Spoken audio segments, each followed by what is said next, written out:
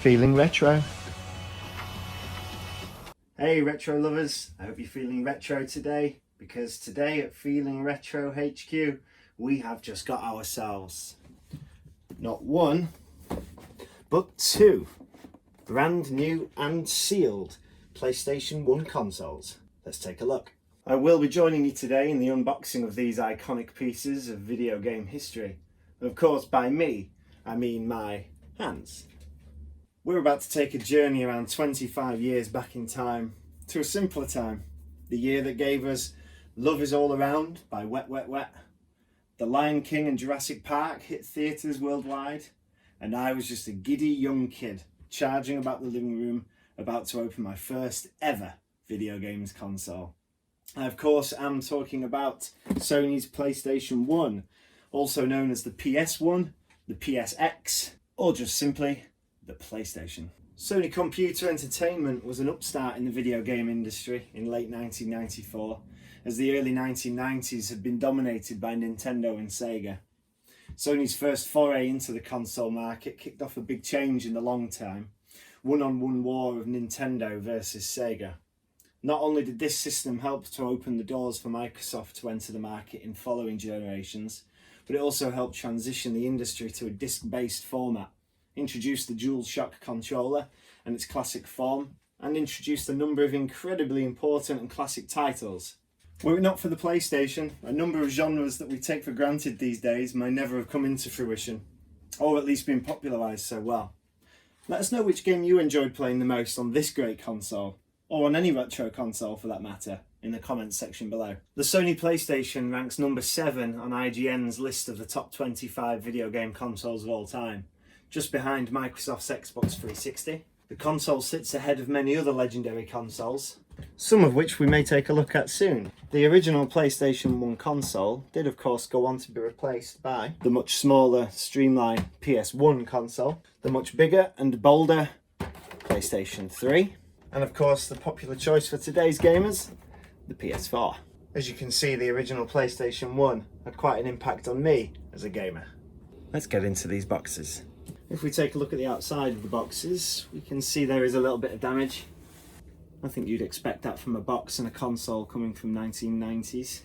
Some of those great titles that we were talking about earlier on, Gran Turismo, Tekken 3, This Is Football? Really? Crash Bandicoot 3, I just had a flashback. And if we take a look here, you can see the boxes have been opened. Now, I have not been into these boxes yet. I don't know what to expect, but I have been told they are brand new, never been used consoles.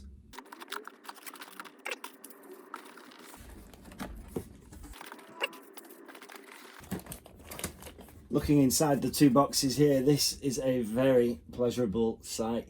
Takes me back to being a 6-year-old sitting in my front room when my dad came through the door. It was my very first PlayStation 1. I remember seeing these bags on the top and being one very giddy, excited kid.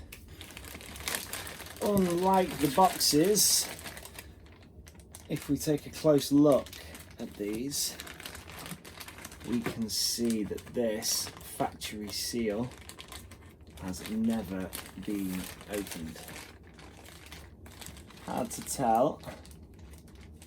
That to me looks like another brand new and sealed DualShock analog controller.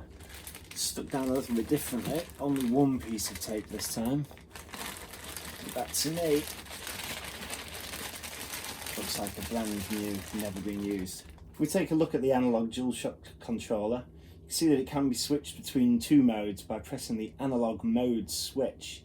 And each time the analog mode switch button is pressed, the mode changes between digital mode, which is when the LED display is off, or analog mode is when this button here goes red. Anyone familiar with the PlayStation consoles will know that it has the L1, L2, R1 and R2 buttons, the directional D-pad buttons, and for me the biggest change that they made on this controller was the two analog sticks. Of course, the iconic PlayStation triangle, square, X and circle. And inside the boxes, we also have two brand new, never been used AC power adapters. I hope. See, again, slightly different casing on this one, but I'm happy that that looks brand new as well. We're getting closer, I can feel it. We now have the RFU adapters, which I think we can assume brand new and sealed. It's good that you can see that little bit of grime behind the tape. That tells me that tape has never been moved and removed. For some reason or other at Feeling Retro, we have thousands of those. These cables did of course allow you to plug one end into the back of the console and one end into the aerial port on your TV. Wasn't quite as advanced yet to have the SCART lead. Although all sorts of different weird and wonderful adapters did appear on the market, some official and some definitely unofficial. Now for the moment of truth, the part that as a 6-year-old and probably many of you at home remember being the most exciting part. Let's have a look at box number 1 first and see if we have a brand new console. We will here be looking to see if it has a little tape over the disc tray. If that's still intact, that means this console has never been used.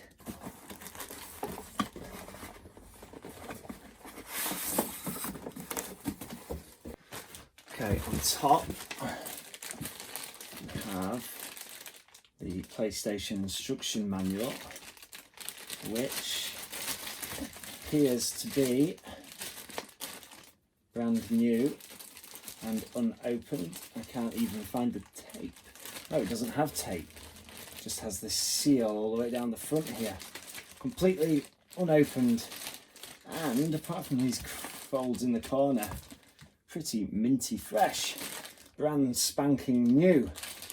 Take off the polystyrene inserts. And voila.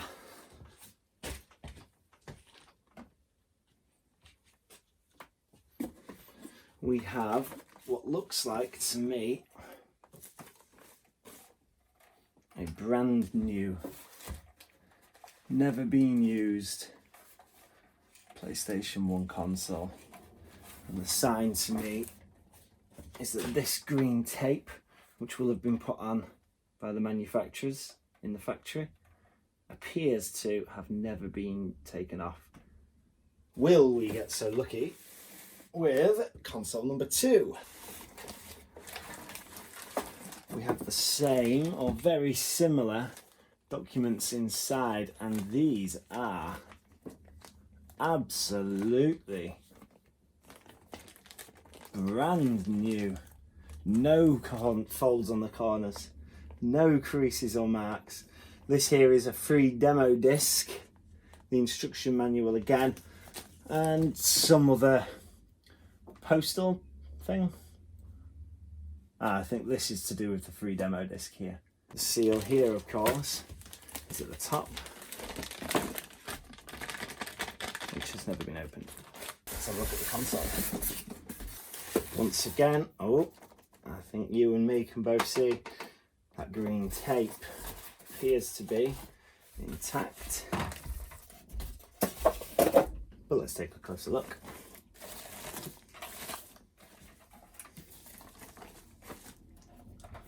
Again, bingo.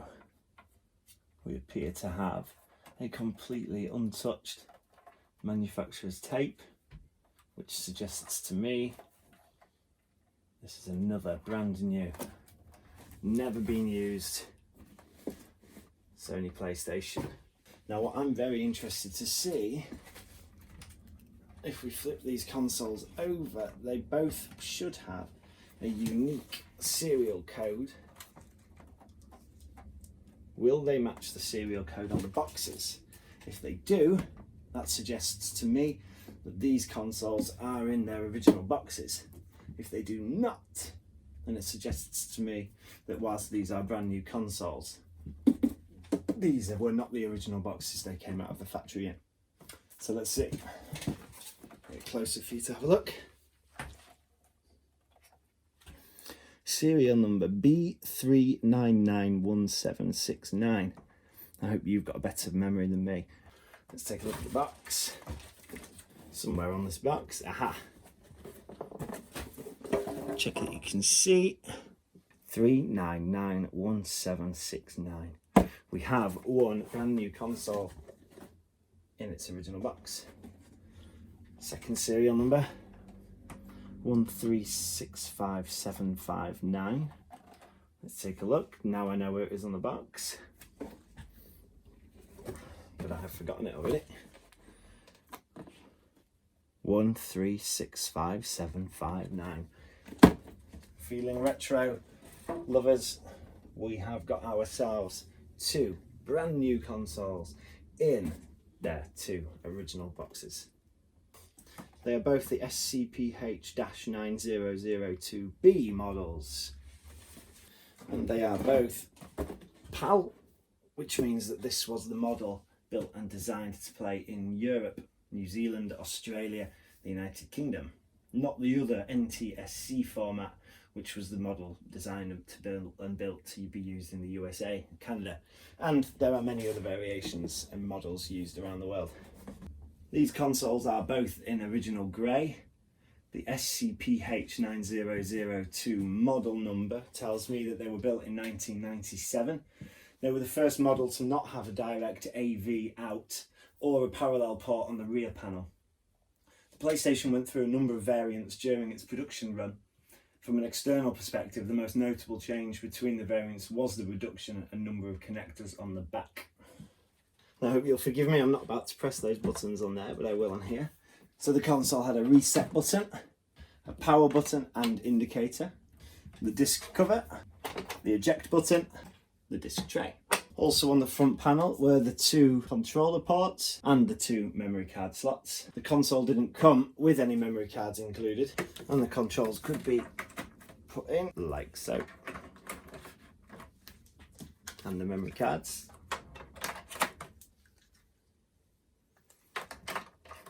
Like so. On the back of these particular models, we only have 3 ports.